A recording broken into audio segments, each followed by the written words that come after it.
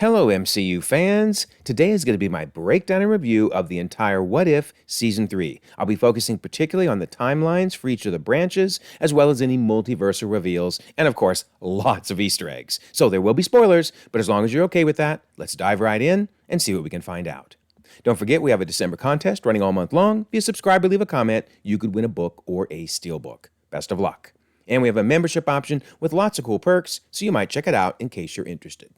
So one of the very important things we learned about What If episodes from the timeline book is that every episode is a direct branch off the main or the sacred timeline. So if we can figure out what the branch point is, we may actually learn things about the sacred timeline. So for example, during the time heist, when they went back to the 70s, we actually learned what Howard Stark was up to at that point in time. That was actually information about the sacred timeline. So that's really cool.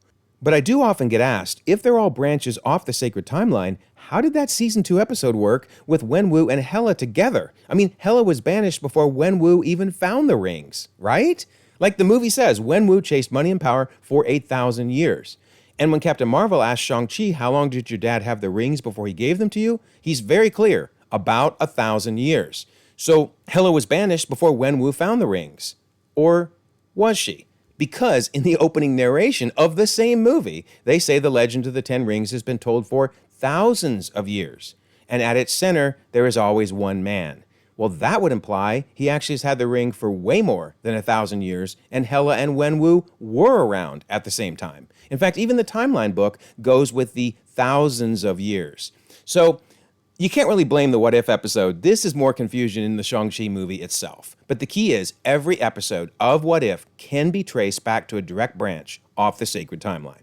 Okay, so we'll also look at whether or not Season 3 of What If alters what I've been calling my working model of the MCU multiverse. As you know, I think the main MCU is separate from all the other universes out there. They're not connected. In other words, I think that all What If episodes are happening inside of Loki's tree. One of the main reasons I think that is, I just don't see how you get a paint branch off of the main MCU. It just doesn't make sense to me. But even more important, we've seen in the What If episodes that both Scarlet Witch and Doctor Strange can jump around between the branches. Yet, in the Multiverse of Madness movie, neither Scarlet Witch nor Doctor Strange could reach 838. It was impossible for them to do so.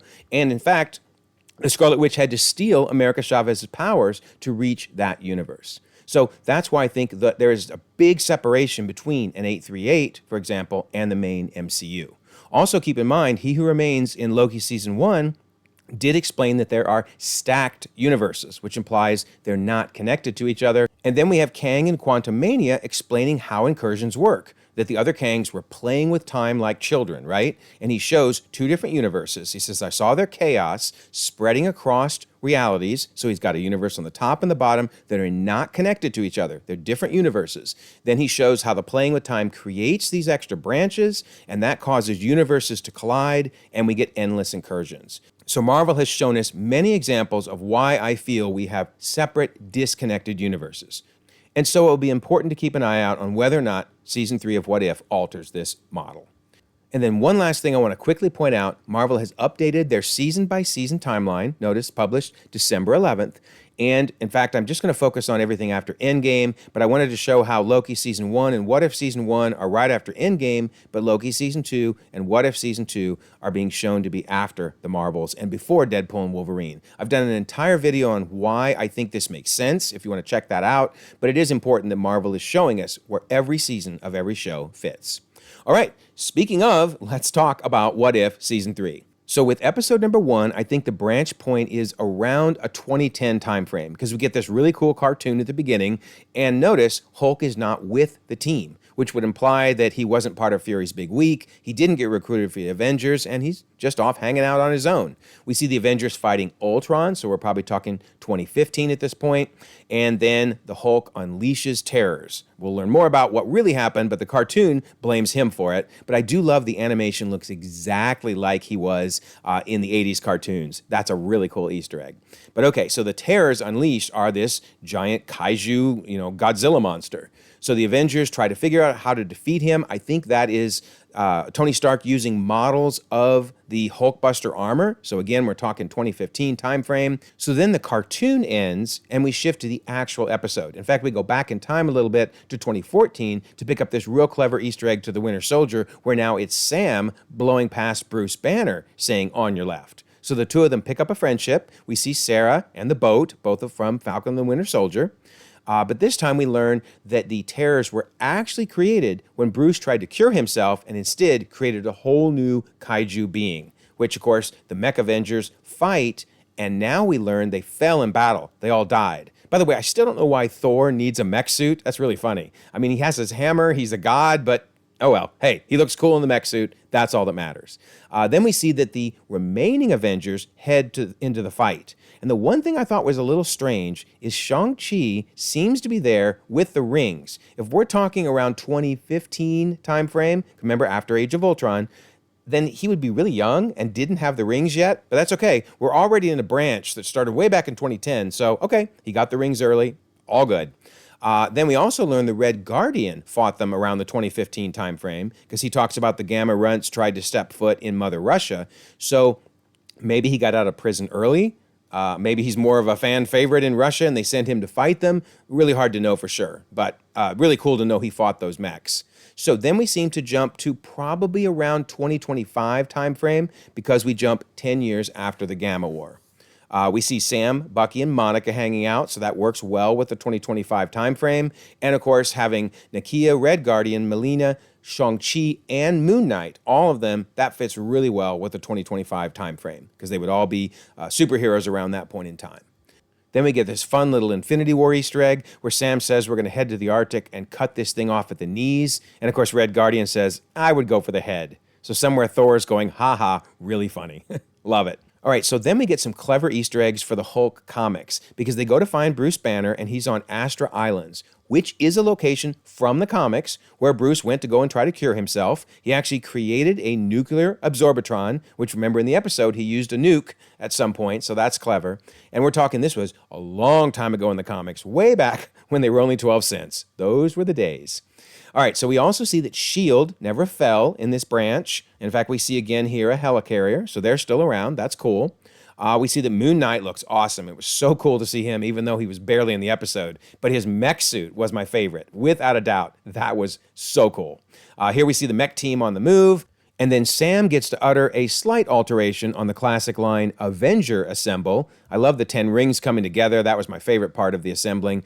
But then we get an awesome looking mech ready to kick some kaiju butt. I really want this toy. I want the shield. I want the staff. I want the whole thing. But unfortunately, it's unable to defeat the kaiju, and instead, it's Bruce coming in at the last minute and dropping an endgame Easter egg when he says, on your left, Cap. Love it. Of course, now he does a big old kaiju versus kaiju fight. I loved him breathing fire. Totally Godzilla. Very, very cool. We get a nice Khonshu Easter egg when Moon Knight says, Khonshu says, light him up. But instead, Sam says, no, I can handle this. And he manages to talk Hulkzilla down. Really cool. I love this shot of him just being reflected in his eye. And ultimately, Hulk heads off to the island to become the new apex of all those other creatures he spawned. I thought it was a pretty good episode. A lot of fun. All right, so episode number 2, which probably was my favorite episode, but it starts with a really clever Eternals Easter egg. Because the Watcher says, in the beginning, before the 6 singularities and the dawn of creation, came the Celestials. That is the exact beginning narration that we got from the Eternals movie. That is very, very cool. Okay, so then we see Agatha looking radiant as always. She was fantastic in this episode, but we learn that she has an interesting ulterior motive.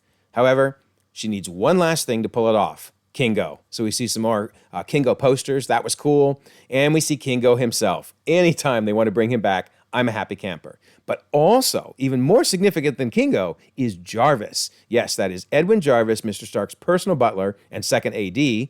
And of course, we saw him in Endgame. No surprise there. But also, he was the butler for Howard Stark during Agent Carter series. We're going to see a ton of Easter eggs for both Season 1 and Season 2. I think it won't be long until Marvel once again says Agent Carter series is canon. So, for example, here's an awesome Agent Carter Season 2 Easter egg. Notice that's Jarvis chasing a flamingo. You might have been like, why is he doing that? Well, that's because that is Bernard Stark, the flamingo from Agent Carter Season 2.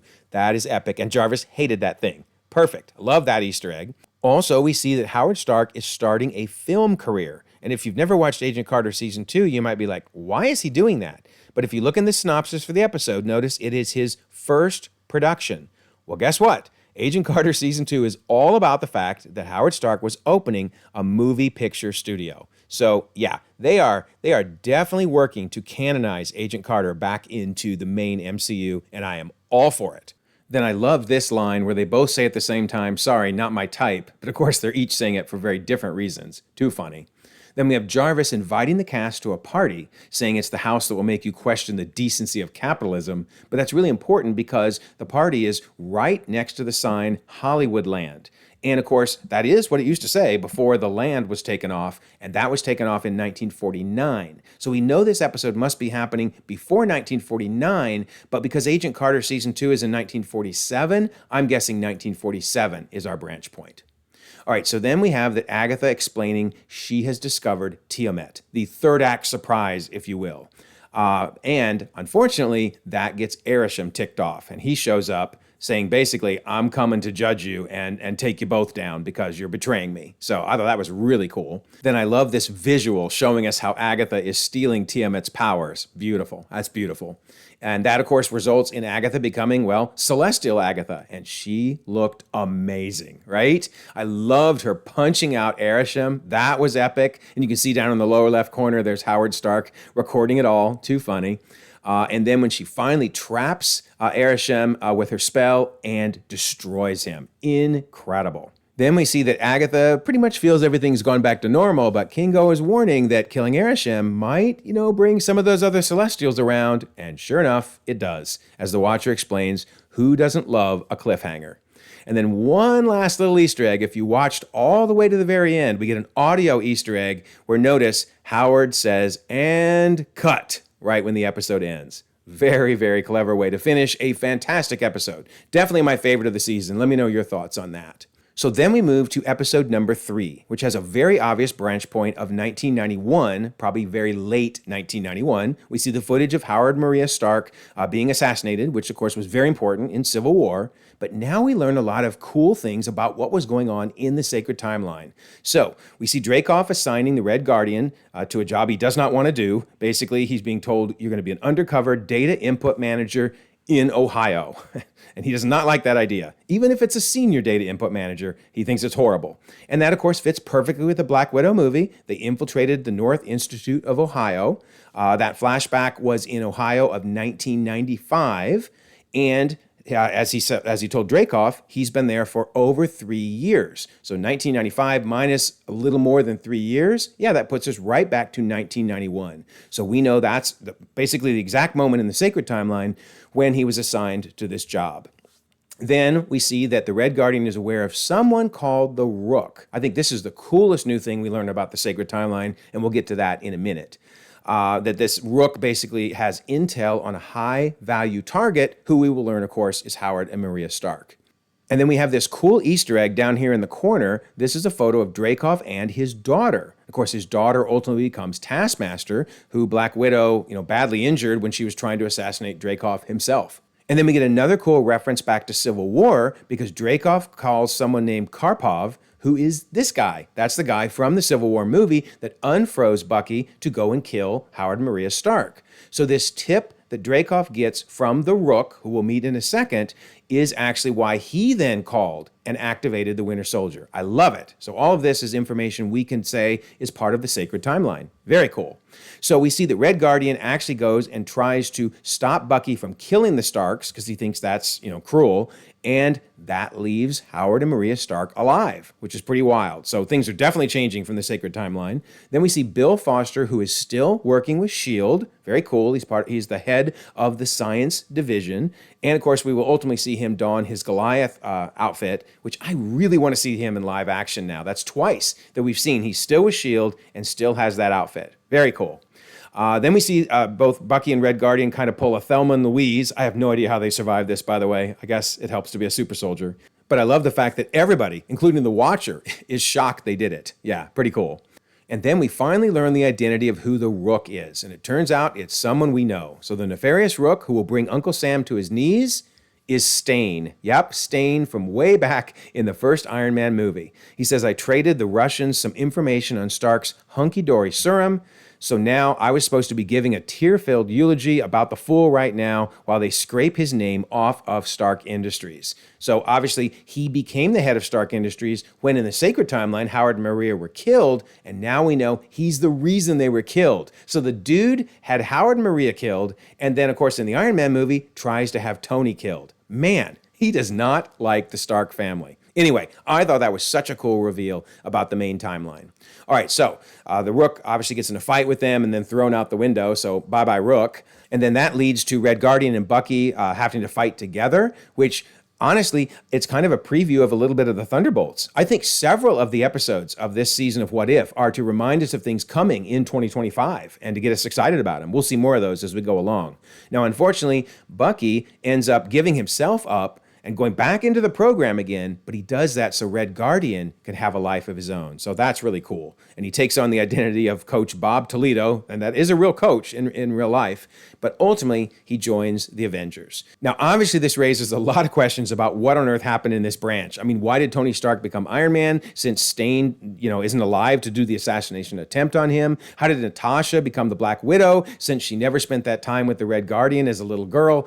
But the bottom line is, sometimes things work out similarly, even though they take different paths. So yeah, really fun episode. I liked it a lot. Then we move to episode number 4. Now that picks up on the same branch as we saw in season 1, episode 7, the Party Thor episode, where in particular, Darcy and Howard hooked up, and now we see they're married and they have a baby egg. No, I do not want to know how Darcy delivered that egg. I hope it was C-section, because if not, oh man. Anyway, this was an awesome Easter egg. So they're singing their baby to sleep, and they do it a little bit too loudly, so Mrs. Switzler starts to complain. Well, Mrs. Switzler is Howard's love interest in the comics, and also was Howard's love interest in the odd movie, the odd Howard the Duck movie, officially the first Marvel movie ever. And boy, what a beginning, right? But yeah, that was definitely a cool Easter egg to her character in both the comics and the movie. All right, so then Howard and Darcy go on vacation to the Grandmaster's world, and we get some really cool references to Vormir, where they talk about couples cliff diving. Yikes. And they say you can only fully appreciate it with someone you love. Ouch. They also talk about Muspelheim, and actually, I don't think that word has ever been uttered in the MCU. Now, the concept is in the MCU, because obviously that is Surtur's home world, but it's the first time I think they've actually used that word. Let me know if I'm wrong on that, but I thought that was cool to establish that officially. And then we get a call back to the foam, one of my favorite jokes from the Party Thor episode, DJ Foam, right? Where Grandmaster was a DJ, release the foam, and they get foamed. Too funny. I absolutely love the Grandmaster. Although ironically, it wasn't Jeff Goldblum voicing the Grandmaster, it was a voice impersonator who does a fantastic job of him. So wild. And then now it's time for a banquet. And I don't know, tell me your thoughts on this. Is this dude right here really supposed to be Matt Murdock? I mean, it sure looks like it, but why would he be invited to this banquet? I don't know. It's funny either way. If you think that's Matt Murdock, let me know your thoughts in the comments. I'm fine if it is or isn't. But either way, now Darcy starts dropping some awesome cultural references. When they realize they're going to eat the egg, she says we've got a Hannibal Lecter situation on our hands, right? Hannibal Lecter famously eating a lot more than just eggs. Then also when they escape, she mentions how this is just like Galaga, which totally makes me think back to the Avengers movie, right? That man is playing Galaga. Thought we wouldn't notice, but we did. And of course, there he is playing Galaga. And then we learn a little later that part of the reason their baby, their egg, is so important is it came about during the cosmic convergence. Of course, you remember the convergence from Thor: The Dark World. So somehow that is what results in Birdie, who of course we'll see in later episodes. So everybody wants this egg now. Yondu comes back, love it, saying he's also got offers from the Dark Elves, from an Olympic god, both of which we'll see in a minute. But Caecilius, representing Dormammu, drops an awesome Easter egg and explains that Dormammu does not come to bargain, which of course is the opposite of Stephen Strange saying, Dormammu, I've come to bargain. Hilarious. So yeah, it was nice to see Caecilius back again, even though he didn't have a huge role in the episode. Then this was kind of fun. Nice little lore drop because we learned that Howard escaped nowhere way back in the Guardians movies by going through the sewage tunnels. Yuck. Then we get some more excellent cultural references when they say, "What in the name of Eyes Wide Shut?" referring to all these cultists in the robes. Of course, Eyes Wide Shut was the movie with both Tom Cruise and Nicole Kidman wearing robes and at times not wearing the robes. Very adult movie. And then we get another great reference when Dormammu shows up wanting to use the egg as a vessel for his host body. And they say that he's trying to Rosemary's Baby Dormammu into our baby. So yeah, Rosemary's Baby was a very scary, creepy movie about a baby being demon possessed. So excellent reference. Then finally, they make a reference to Intergalactic Bonnie and Clyde. That one's pretty obvious. Okay, so anytime Hiddleston wants to come back and play Loki, I'm down for it. Loved seeing him again. Then we see Fury showing up with a Skrull team. That's really cool. We see Zeus finally coming after the egg, kneel before Zeus. And then we finally get the Dark Elves showing up, who are interested in any baby that was born under the Convergence, of course, because now they want to plunge the Nine Realms into eternal darkness. Why do they always want to do that? We get the Black Order showing up, although hear me and rejoice, because we're here for a company retreat. I thought that was really funny. With a Groupon, mind you. But now that they realize the egg is valuable, they call in Thanos. Thanos thinks it's about the stones and then is ticked off, "You called me here for an egg." That was great. I thought it was fun when Zeus strikes the Grandmaster's ship. It lets him utter the infamous Sparkles line, from Ragnarok. And then we have Zeus dropping a reference to his orgies. I wonder if they snuck that line in, right? Oh my. And then we have S.H.I.E.L.D. finally deciding to let Howard and Darcy keep their egg, which finally hatches into a sweet little baby girl, right? And they rock her to sleep and name her Birdie. And of course, we're going to be seeing her again in a later episode. So yeah, a lot of fun. Good episode. And then we go to episode 5, where we see the Watcher hinting at yet another intervention, because of course he intervened a ton in the first 2 seasons of What If. He says, "The hard part is watching worlds fall that don't need to, but I swore an oath, and so I watch, at least for now."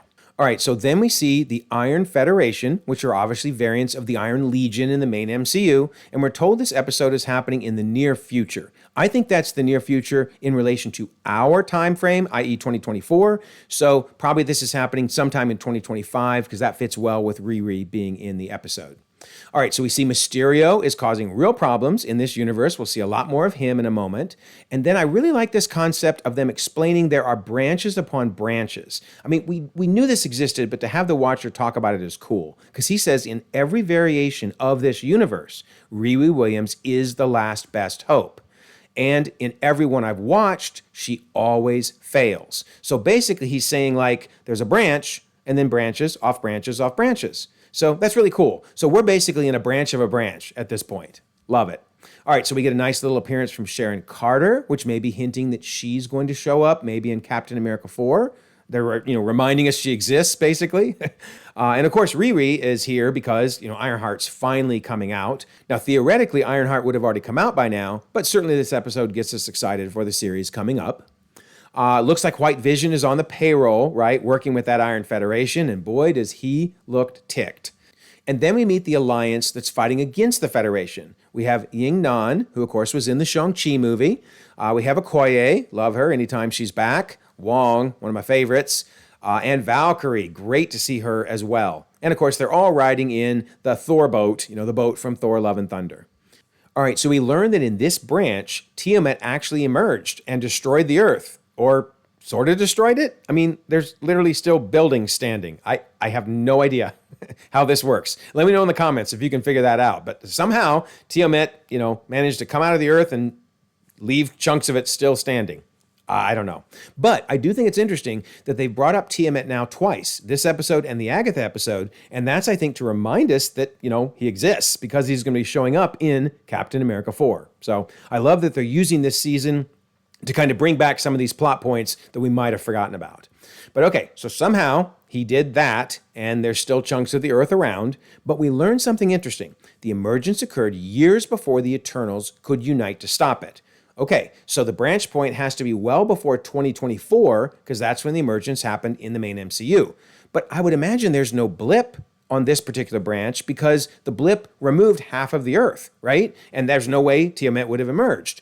So we're probably pre-blip, but we have to be after this scene because we know that Vision was destroyed and comes back as White Vision in this episode. So if you put all that together, I think the branch point is in 2018, and the question could probably be, what if Thor went for the head? So basically Thanos destroys Vision, but then Thor kills Thanos, thus preventing the blip and allowing an earlier emergence. So anyway, I'm going to go with the 2018 branch point. Let me know your thoughts on that. All right, so we know that Beck takes over, and he's now in charge of the Federation, this Iron Federation. And notice there's a long and protracted war. So we're talking many, many years. That's why I'm thinking the branch was in 2018, but present day is probably more around 2025. All right, so the Alliance and the Resistance fighters are constantly fighting each other. And of course, Beck is the one who is behind it all. Very, very cool. Okay, I think it's also cool that the Alliance uses the Titanic as their base. Oh my word. But White Vision decides to attack the base at Mysterio's command, obviously. Nice little reference to Casper. That's kind of funny. Not a friendly ghost, that's for sure. Then Wong powers everybody up. I thought that was really cool. We get some fighting with White Vision, but ultimately they're not able to hold him off for long. But Riri manages to shut him down, and ultimately she becomes a human synthezoid herself. I thought that was really cool. Then now it's time for her to battle Mysterio. Some really cool scenes. I thought the whole illusion misdirect that he did was very clever. Ultimately, he overpowers Riri, and she would be gone. I mean, dead. In fact, that's what the Watcher was telling us, right? Every single time, this is where it ends. And finally, he even says, I don't know if I can bear to watch one more time. So he literally starts to leave. Before finally he realizes, nope, I'm intervening, and basically tells her to fight, which leads her to now be able to overcome Mysterio and finally to defeat him. I thought this was kind of fun, too. He says, I am the master of illusions. That's exactly what he called himself over and over again in the comics, but we've never actually heard him call himself that in the MCU, so that was a nice little Easter egg. So finally, Riri sends a message of hope, creating the big A that everyone across the remaining parts of the world can see. So that's cool. And I think the Watcher is quite satisfied with how this all turned out, but not everyone is satisfied, because the Eminence is asking, what has he done? The Incarnate explains he has broken his oath again. And the Executioner says we cannot allow this to stand. So yeah, they are pretty ticked off at all the times he's done this. So from here on, we must continue to watch him. Very cool. So it's surprising he didn't get busted even before now, but maybe they felt some of the things he did were helpful. But in this case, he just did it to save Riri. There was no need for him to have done that. So yeah, they are not happy. So did they now make officially this scene from Guardians Volume 2? Remember, we saw this Watcher up close, but then we see 3 total Watchers standing there. Is now Marvel saying those 3 are the 3 that we're seeing, watching the Watcher in What If? That's really cool if they've officially given these 3 a name. And of course, you remember they're working with Stan Lee there, and everyone has assumed Stan Lee is the same Stan Lee appearing across all the different movies because he is a Watcher's assistant. Definitely let me know your thoughts on that.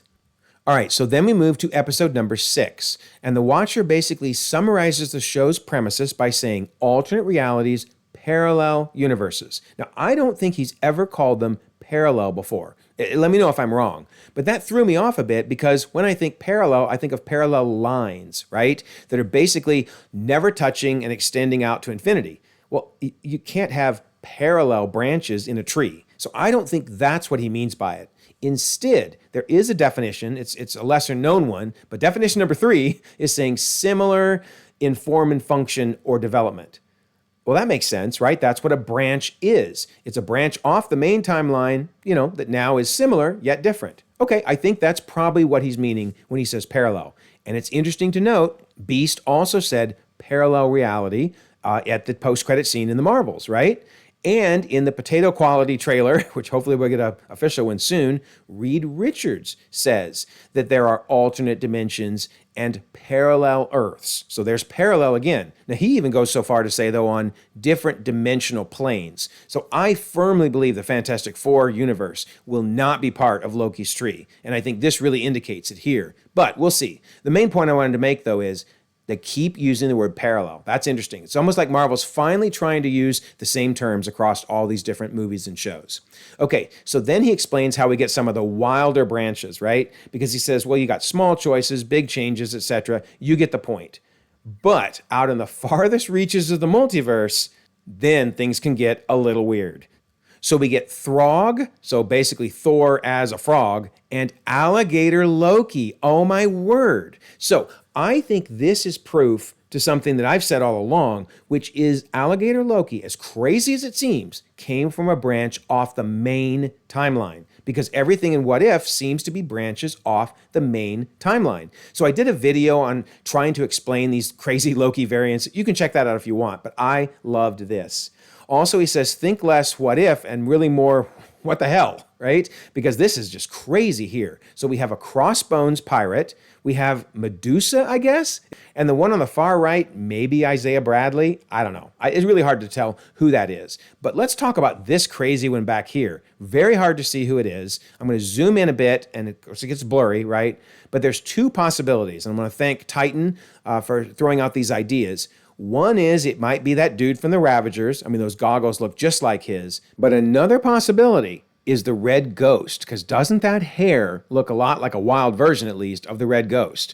And if so, that would be the first time we've seen a Fantastic Four villain in Loki's tree. So we're going to have a lot more to talk about that as we go along, because there's more Fantastic Four coming up. Okay, so we even get a singing Ultron. Oh my word. I don't know if I want to see that episode or not, but it might be fun. So the reason the Watcher brings all this up is to point out that depending on when in the timeline the branch occurs, things can happen, therefore, very, very differently. In this case, Shang-Chi's sister Xialing was born much earlier and immigrated to the United States in the 1860s. And we learn that immigrants had become targets thanks to a mysterious crime lord known as the Hood. Now, this is interesting because we haven't actually met the Hood in the main MCU yet. He's going to be introduced in the Ironheart series, but I think this is a result of Ironheart having been delayed at least a year. So Ironheart should have come out first. But also, we don't actually meet the real Hood in this episode, as we'll see in a moment. Okay, so then we get a clever reference to the 10 rings, because they say the legend goes that it's got to be exactly, and then they shoot the bell with a gun, 10 rings. So that's kind of fun. I mean, obviously Shang-Chi doesn't have the 10 rings, but the 10 rings summon him. So we see John Walker. That's cool, because obviously he's going to be appearing in Thunderbolts. Yet another character they're reminding us of that we haven't seen in a while. We get Shang-Chi saying, "You rang." And we get the epic Kate Bishop. I love her so much. Glad to see her back, even if it's in animated form. She's an expert marks woman and really shows off those skills in this episode. And then we get lots of fun MCU Easter eggs. So they talk about Point Pegasus, which is a reference to Project Pegasus. We get this little kid, Jun Fan, and that's the name of the first Iron Fist in the comics. So that's really cool. In fact, we'll get another Iron Fist reference at the end. We get a reference to Fury Flats. That's clever. We see Stark's inventions are powering the Ghost Train. We also see Stark munitions, Hammer Steel, and Cross Manufacturing. Tons of fun Easter eggs. We get Sonny Birch back. Oh my goodness. What a happy episode to get me both Kate Bishop and Sonny Birch. Two of my favorite characters. So he says, well, if it ain't Hawkeye and the 10 rings, my apologies, my name is Sonny Birch. So I'm wondering if there's something significant about them bringing him back in this episode. I've always wanted to know who his mysterious boss was in Ant-Man and the Wasp. Maybe that's going to be revealed to be Val. I would love it if that comes out during the Thunderbolts. And then we see that the Watcher is about to intervene yet again, because the poor little kid's about to be thrown off the train by these dudes, and then the Watcher flicks, and they go flying off the train. Oh man, he's going to get busted big time. All right, so then I think we get a very clever Agent Carter Easter egg, this time to Agent Carter Season 1, because Sonny Birch mentions he's got a hypnotic little ditty, which he says he acquired this piece of persuasion tech on a job he did in Russia. Then he goes on to say that he altered it. So this is not the exact same thing that we saw in Agent Carter, but in Season 1, and this is no spoiler, but Dr. Johann Fenhoff, aka Dr. Faustus from the comics, does appear using his own form of persuasion tech, and of course, he's Russian. So yeah, this just seems another hint to plot elements from now both seasons of Agent Carter. They're going to make it canon. It's going to happen. I cannot wait. And then we see that Xialing defeated the Hood and took over, meaning we don't actually see the real person under the hood. We'll see that in the Ironheart series. Of course, she's ultimately killed by Kate Bishop in a tragic accident. Then finally, we get one more clever Iron Fist reference. That kid's got some iron fists on him. Very clever. And then I love this. These two were just so great together. Well, the West could use another hero. Sun's getting real low, Hawkeye. Obviously a reference to Black Widow and the Hulk. Up for an adventure? Always, she says. And yes, I am always up for an adventure with either of these two. They are fantastic. So then the Watcher summarizes things by saying another one that ended up better than it could have. But of course, it only ended up better because of his intervention. By him saving Jun Fan, that's the only reason Hawkeye and Shang-Chi are alive. So, the Eminence agrees with me, right? Because of you. You swore an oath, but so did we. And we can no longer allow your interferences to go unanswered. So, ouch. This looks like it had to hurt as he is slammed against the walls and some of the shards of the wall go flying out into the multiverse. And of course, we're going to see them in the next episode. All right, so episode 7, we see that Xandar is under attack. And this is an important line here. Star Blaster Squadron to Nova Prime. Come in, Nova Prime. So who's Nova Prime? That would be Nebula. So yeah, this is a continuation of Season 2, Episode 1, the Nebula episode, which was a great episode. But then she looks up in the sky to see, yikes, the return of, quote, the Hydra Champion, because that's what they refer to it in this episode. So yeah, that thing is nasty. But look who arrives in style. Yes, it's Captain Carter in one of Kang's time pods. Okay, well, I will definitely talk a little more about how on earth I think she got that thing, but hold that thought for a minute. So then this is interesting. Notice she says set course for Xandar 625. I have eyes on the Hydra Champion. Well, we're now seeing Marvel is moving to this naming strategy of planet-universe. We saw it in Deadpool, right? Earth-616, Earth-10005. So I don't take this to mean that Captain Carter is actually working with the TVA. Notice the TVA is calling it like Earth 10005. In fact, I actually think we're going to see Captain Carter is working against the TVA, but more to come on that. I think it's also interesting that the What If immersive game is kind of using this same naming system. Notice New York, Timeline 724. They also number Titan, Siberia, Nowhere. But I did a video on the What If immersive game, and I do not think it's canon. You can check that out. Let me know what you think. But what I do appreciate is that Marvel is trying their best to use some similar naming systems across all of these different shows and movies. That's really helping because one of our common complaints has been that Marvel isn't consistent. So I do applaud them in trying. All right, so Peggy explains you're going to be consumed by an interdimensional universe eater. Wow, unless you trust us. Well, who is us? Well, we see their ship show up, and that is a really cool ship. And we get Birdie, who's all now grown up. That's awesome. Kahore is back. Very glad to see her. And, oh my word, Storm is here with Thor's hammer, which of course is a storyline from the comics where she gets the hammer in the comics. But I really want to know more about this Storm, right? I mean, she's incredible. Goddess of Thunder, mistress of the cosmic elements. Oh my word. Okay, so there was this tweet from Bo DeMaio from a while ago where he said that in my discussions, we were to view X-Men 97 as its own neighboring tree, not a branch of the MCU multiverse tree, a la Loki's tree. But he said a few leaves from one tree can mingle with another at some point. So very mysterious way of explaining it. So I think a lot of us, myself included, assumed that this Storm was from X-Men 97. In fact, you might remember Asteroid M at the end of the series blew up, right? And if you notice, it looks like inside this explosion is a black hole. So I was really theorizing they were going to say that Storm was sucked into this and showed up in Loki's tree.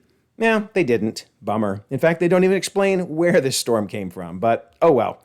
We'll talk a little bit more about that later, but she's still really, really cool. I mean, look at this, man. That is incredible. I want more of this Storm, please, please. Anyway, so the rest of them, Birdie, Captain Carter, and Kahore, join in the battle. They do ultimately destroy the monster, and I love that Peggy says, I had a bone to pick with this guy. Because remember, she fought this thing way back in Season 1, Episode 1. It's been her nemesis for quite a while.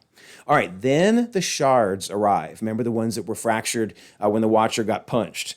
And she realizes they're from the observational plane. So we finally have a name for that place the Watcher was hanging out. It's called the observational plane. Very cool.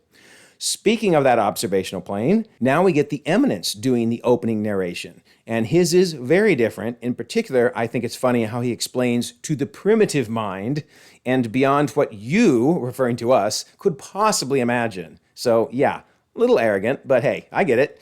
Then this is interesting too. He says, I preserve the sanctity of the multiverse by observing those who are sworn to watch over it, watching the watchers to ensure they dare not ponder the most dangerous question of all, what if? Leading to, the name of the series, right? So very cool. And then we see that the Eminence is very upset with what the Watcher has done with Captain Carter by, recruiting her to meddle in the multiverse. And he goes on to explain that if Captain Carter and those exiles attempt to find you, of course, they'll kill them. But the key is exiles. He didn't say that by accident because there is actually a comic, The Exiles, very similar to what we're seeing Captain Carter and her friends doing, which is jumping between different universes and solving problems. So I'm wondering if maybe this is going to launch a future Exiles series for Marvel down the road. We'll have to wait and see. But that raises the question, where did Peggy get that time pod? The Kang time pod. I'm wondering if what happened is after the end of season 2, when the Watcher, showed her the entire tree, if he said, hey, here's a time pod, because, Watcher can get a hold of anything. Use this, go collect your friends, and go solve problems across the multiverse. That's just my headcanon for how the 4 of them got together. But let me know your thoughts. How do you think their team got a hold of Kang's time pod? Crazy. Do you think the team killed off all the Kangs? Is that what Marvel's trying to say? I kind of doubt it, but we'll have to see. All right, so this is also interesting because Peggy describes herself as a castaway for what feels like forever and goes on to say, I'm a castaway from my time and then my universe. So yeah, they're really going with this exiles theme. For some reason, she feels she can't even go back to her own universe. Maybe it's destroyed, or maybe she just feels like, she has a new mission and can't return. And we even get this cool picture that shows basically the Guardians of the Multiverse, all the different characters that helped at the end of season 1. But notice in there is also Birdie and Storm and Kahore. So they must all still be meeting to take this group picture. Very cool. All right, I love their ship. That'd be pretty nice to have that. Then we get this incredible Easter egg-filled multiversal foosball table. So a foosball table has 22 of those little figures on it, and it's basically 11 heroes versus 11 villains. So let's take a look at all of these insane Easter eggs. All right, so first we have the MCU Sacred Timeline heroes and villains. Iron Man, Captain America, She-Hulk, Scarlet Witch, Black Panther, and then Thanos, Red Skull, Loki, Hela, Zemo, and Kang. Then a special shout out to Power Man and Iron Fist, who are Sacred Timeline canon, and I cannot wait to see them reappear again in the MCU. Of course, then we have Infinity Ultron, who isn't part of the Sacred Timeline, but is part of the branches, and we'll see him again soon. Then we get the 10005 heroes and villains. We got Wolverine, Rogue, Magneto, and Mystique. What is going on? Are we saying now that that's a branch in the multiversal tree? I don't think so. I don't think that the 10005 universe, where we saw Deadpool, I don't think that's part of the tree. I do think, though, we are seeing that there are at least branches of Loki's tree that have mutants. But even crazier to me, there's Fantastic Four somewhere in the tree. So we have Sue Storm, we have Doctor Doom, and Galactus? That is nuts, man. That is nuts. They haven't even been introduced yet in the MCU, and yet apparently there's a branch in Loki's tree with these in it. Wow. And of course, Beta Ray Bill. Gotta love Beta Ray Bill. We saw him first, hinted at least, in Thor Ragnarok. Cannot wait to finally see him in live action. Maybe, just maybe, fingers crossed, does that mean we're going to see him in Doomsday or Secret Wars? I sure hope. Okay, so now they're going to look at these shards to see what they can learn from them. And they realize they're looking at broken pieces of the fifth dimension itself, because of course the Watcher is a fifth dimensional being. And then Storm, of all people, says the last time something like this rained down on the multiverse, Infinity Ultron blasted through the observational plane and nearly destroyed all of existence. So obviously Storm wasn't around in the first season of What If, but clearly they've all been discussing things that happened because she's fully aware of who Infinity Ultron is. And Kahore realizes this means they're going to have to go to the Watcher's home world. Interesting. So the observational plane in the fifth dimension, they're calling that the Watcher's home world. Very cool. So they try many different ways to try to get there, but I just thought this one was really cool, where Storm legit casts a spell. She says, all fathers, all mothers, gods of Asgard across the multiverse, give me the strength of magics, dark and light. So my word, she's got her mutant powers, she's got a hammer, and now she's casting magic. I love this Storm. But unfortunately, while she wants to journey beyond your many realms, she's not able to. The spell does not work. So finally they realize the only chance they have is to find the one being in the history of the multiverse who was able to travel to the fifth dimension. Yes, we're talking Infinity Ultron. So nice callback now to season 1, episode 8, when of course he gained the ability to go to the fifth dimension. In fact, they talk about that. They say there are plenty of Ultron variants still out there at our disposal. I love that. At our disposal. That's funny. Anyway, normally they get the Infinity Stones and kill everything in their universe, and then because they never hear the Watcher, they just sit there forever. So again, we're getting this concept of a branch where Infinity Ultron gets all the stones that then forks into a bunch of other branches, most of which lets him just end up standing there all alone. So that means it was only in season 1, episode 8 where Infinity Ultron was actually able to see the Watcher and to go and ultimately attack him, obviously, which led to the Guardians of the Multiverse forming. So this is what's really crazy to me. They basically say, well, hey, we do still have the reset charges we stole from the TVA, and if things go sideways, we prune his universe. Wow. Okay, so they have encountered the TVA and stole stuff from them. So remember, I said earlier that I don't think Captain Carter is working with the TVA. In fact, it seems like they're stealing from the TVA. Now, I do realize there is a TVA comic out right now. Only the first issue has arrived. And in that comic, we do see Captain Carter working with them. But then we also see Spider-Gwen, who obviously is not in the MCU. I don't think, that Feige even has the rights to Spider-Gwen in the MCU. So my guess right now is this comic is not canon. And especially because of the fact that Captain Carter in the comic is working with the TVA, and here they seem to be working against them.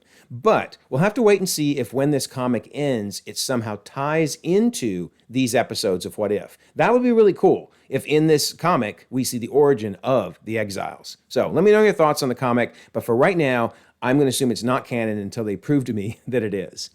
So then I love this. We have Birdie checking in with Howard and Darcy. Howard saying, hey, your mother didn't invent trans-universal communication just so you could ignore our calls. And notice they're a lot older. They have glasses on. So it makes sense because Birdie is obviously all grown up. And then they want donuts from that universe where carbs make you lose weight. Don't we all want those donuts? Please, please. Then this is an interesting statement. They say a pod is missing. So in other words, they have multiple of Kang's time pods. My word, I want to know the backstory of where they got those pods. Craziness. All right, so they finally go to talk to Infinity Ultron, and he has this great quote where he says, there is no peace without life, but there's no life without conflict. Man, very powerful statement. Very cool. All right, so then he absorbs the shard and explains we're going to need its power for the battle that's to come. And setting up, of course, our final episode, episode 8. Okay, so we start with a flashback to basically eons and eons ago. And the Eminence says basically this is everything. Now, at first, you could say, oh, then that means everything is all in one tree, all the universes. But this is eons and eons ago. So really, it doesn't even look like a tree, obviously, right? So I don't know that this tells us anything about the current state of the multiverse, but it certainly tells us what it used to look like. So that's pretty cool. Then I thought this was cool because we actually see the Watcher taking his original oath and becoming a disciple of the Order of the Watchers. And then he asks, well, what if you're wrong about me? What if I'm not able to just watch? But then the answer is brilliant. Well, what if is an irrelevant question. Very funny. And then we see it's time for him to start observing. So the observational plane then forms around, and he's able to now from his lookout spot watch over everything. And then we flash forward to present day, and they are very ticked at him. Of course, he came to them those eons ago as a believer, but now he has intervened so many times. So they bring up the sorcerer who destroyed his entire universe and then used the knowledge you gave him to birth an entirely new one, all of his own. So, of course, flashing back to what we saw at the end of season 1 and season 2. But then the Watcher basically claps back and says, look, it's a miracle. It created a new universe and basically new branches of reality for us to observe. Isn't that a good thing? And then I love this. He says, for a garden to thrive, it must be cultivated. So its trees, plural, grow higher and its flowers bloom brighter. So I don't know if that's meant to imply there are multiple trees across the multiverse, but I did certainly find it interesting. But they are not happy. I mean, in addition to the transgressions we saw with Doctor Strange and so many others, they also mentioned Reed Richards, Nick Fury, and some girl named Madison with 2 N's and 1 Y, which is very funny.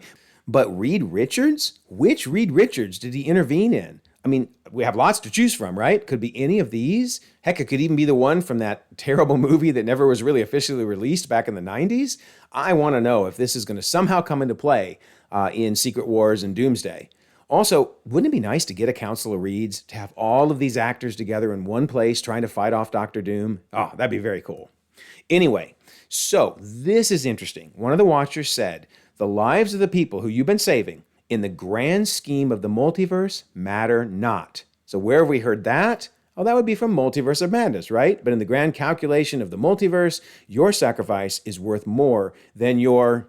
And of course, he was going to say life, but he gets killed. But yeah, I thought that was really clever to see the Watchers basically taking the same position that Strange did at the beginning of Multiverse of Madness. All right, so then they realize the answer, in fact, lies with Supreme Strange. If they can just get the Watchers into his universe, he has now basically formed a sentience. He's like God of that universe because his soul courses through every atom of that world. That is so cool. Such a wonderful way to finish this storyline with Supreme Strange. My favorite character for sure in all of What If. All right, so then they actually have to go inside the seams of the multiverse to try to get to Strange's universe? Oh my word. I really wish we could have seen more about what that looks like inside the seams of the multiverse. But then they end up fighting the Watchers, and we get the X-Men animated series theme playing while Storm goes into battle. That was incredible. But one of the coolest things was the Watcher finally taking his name back or giving himself a name. I couldn't tell if he was using the name before he became a Watcher eons and eons ago or if he just created it now. But yes, now he is officially Uatu. But then the 3 evil Watchers decide to not only just kill the heroes, but to strip every single variant out of the multiverse. So they never existed. And we see some really cool variants for each of them. So here we see Storm as Black Panther. That's sweet. Then I can't tell if this is another one or if it's still the Black Panther. Let me know your thoughts on that, if this is a second variant for Storm. But we get Birdie as a Nova Corps member. Nice. We get Birdie as a duck. Very appropriate. Then we get Kahore as Apocalypse. What on earth? We get Kahore as a Western-era Native American. We get Kahore as Captain America. And we get Kahore, I guess, as Cloak, as in Cloak and Dagger. But then this one's really cool, Kahore as an X-Men. Love it. And then finally, Captain Carter we get as a version of the Black Knight.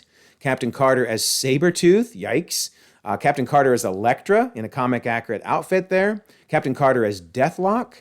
And Captain Carter as Lady Thor. So lots of cool Easter eggs. But now, finally, Captain Carter, somehow, I don't actually understand how this happened other than just her willpower, but she manages to go cosmic and knock those Watchers into Strange Supreme's universe. And I love how they represent Doctor Strange up there in the stars, and obviously, ultimately, they were able to defeat the main 3 Watchers because they're powerless. Doctor Strange is actually the most powerful in this universe. Very cool. All right, so we end then with the team finally carrying on without Peggy, because Peggy is gone, it seems. We'll see. Maybe she finds a way to come back.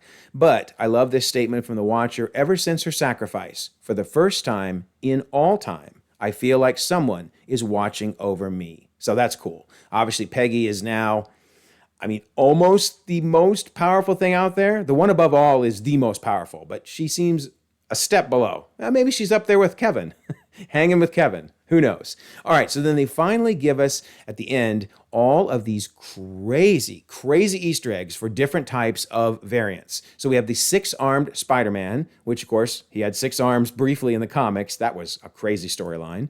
We have Robbie Reyes as Samurai Ghost Rider. We have Riri Williams as Punisher. My word. We have Wedding Bride Gamora. No idea who she's marrying, but looks cool. We have Moon Knight Blade. So basically, Blade becoming Moon Knight. We have Wolverine Thanos. What on earth? Iron Man Kingo. That's cool. Miss Marvel / Wasp, basically morphed together. Maestro Hulk Sorcerer Supreme. Give me this character like now. I love it. Scarlet Witch / Howard the Duck combo. Yikes. I guess a dragon who is Hawkeye? Where on earth did that come from?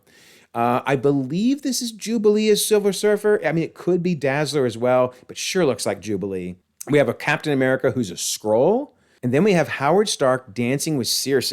So the reason I think that's Howard Stark is because I think this is a clever Easter egg for the fact that in real life, the actors that play those characters are dating. So here then, the characters in the MCU seem to be dating and dancing together. Let me know your thoughts, but I think that makes a lot of sense.